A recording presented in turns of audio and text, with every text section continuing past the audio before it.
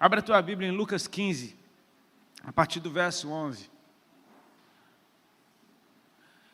E não é só comigo que Deus tem falado isso. Por onde eu passo, eu ouço irmãos ministrando a mesma palavra, eu ouço adoradores cantando sobre essa mesma passagem. Enfim, eu acho que Deus está gritando algo a respeito disso aqui que a gente precisa meditar.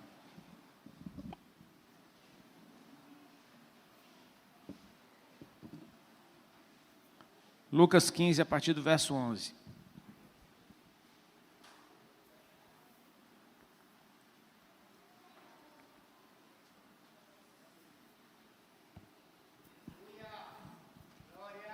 É a parábola do filho pródigo. Quantos aqui conhecem a parábola do filho pródigo? Quantos já ouviram pelo menos umas 10 mensagens na parábola do filho pródigo? Quantos aqui não conhecem a parábola do filho pródigo?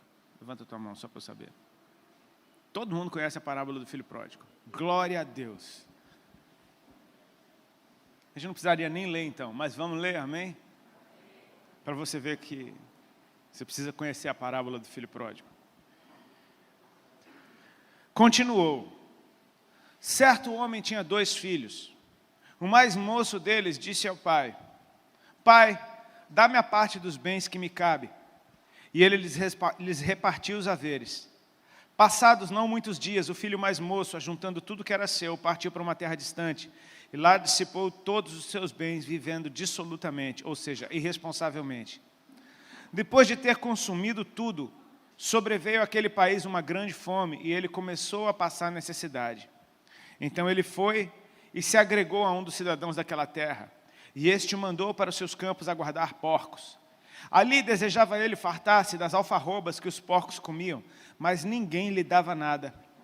Então, caindo em si, disse: Quantos trabalhadores de meu pai têm pão com fartura, e eu aqui morro de fome? Levantar-me-ei e irei ter com meu pai, e lhe direi: Pai, pequei contra o céu e diante de ti. Já não sou digno de ser chamado teu filho. Trata-me como um dos teus trabalhadores. E levantando-se foi para o seu pai. Vinha ele ainda longe, quando seu pai o avistou, e compadecido dele, correndo, o abraçou e beijou. E o filho lhe disse: Pai, pequei contra o céu e diante de ti, já não sou digno de ser chamado teu filho. O pai, porém, disse aos seus servos: Trazei depressa a melhor roupa, vestiu, ponde-lhe um anel no dedo e sandálias nos pés. Trazei também e matai o novilho cevado. Comamos e regozijemo-nos, porque este meu filho estava morto e reviveu, estava perdido e foi achado. E começaram a alegrar-se. Ora, o filho mais velho estivera no campo, e quando voltava, ao aproximar-se da casa, ouviu a música e as danças.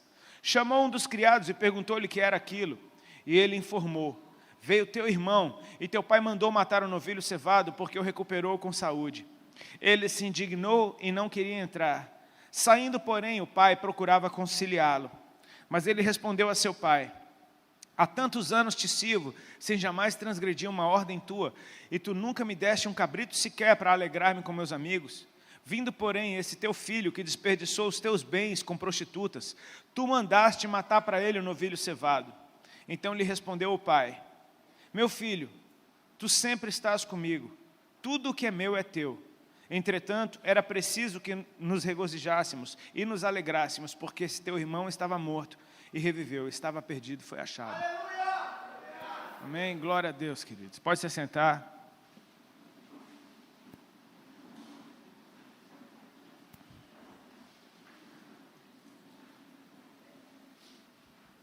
Bom, em primeiro lugar, eu queria falar algumas coisas para vocês a respeito desse texto. Isso é uma parábola. Amém? Todos sabem o que é uma parábola, amém? Para quem não sabe, não tem coragem de levantar a mão dizendo que não sabe o que é uma parábola, eu vou explicar. As parábolas eram histórias que Jesus usava para ilustrar o reino de Deus, para ilustrar como era o coração do Pai, para ilustrar como era a fé. Eram histórias que ele criava para nos explicar as coisas a respeito do reino dos céus. Não foi necessariamente uma história que aconteceu. Jesus estava usando uma parábola, mas ele estava falando de Deus. E eu acho que é muito válido a gente prestar muita atenção no que Jesus está dizendo e dar todo o crédito para o peso que essa palavra tem. Em primeiro lugar, porque não foi um pregador criativo, muito inspirado, que inventou essa parábola. Foi o próprio Filho de Deus, que é o Verbo que se fez carne. Jesus está usando uma história para nos ilustrar como é o reino de Deus. Então eu creio que a história dele não é rasa. Eu creio que a história que ele nos contou não é superficial. A história que ele nos contou não contém falhas. Amém? É o Filho de Deus nos ilustrando como é o reino, como é o coração do Pai. E em segundo lugar, queridos, Jesus, em determinado momento, ele ora pelos seus discípulos e no meio daquela oração ele está dizendo: Pai, graças te dou, porque escondeste essas coisas dos sábios e dos entendidos e revelaste aos pequeninos, porque isso foi do teu agrado. E ele disse: ninguém conhece o Pai, senão o Filho, e ninguém conhece o Filho, senão o Pai. Repete isso comigo: ninguém conhece o Pai, senão o Filho, e ninguém conhece o Filho, senão o Pai. Perceba, Jesus disse: eu e o Pai somos um.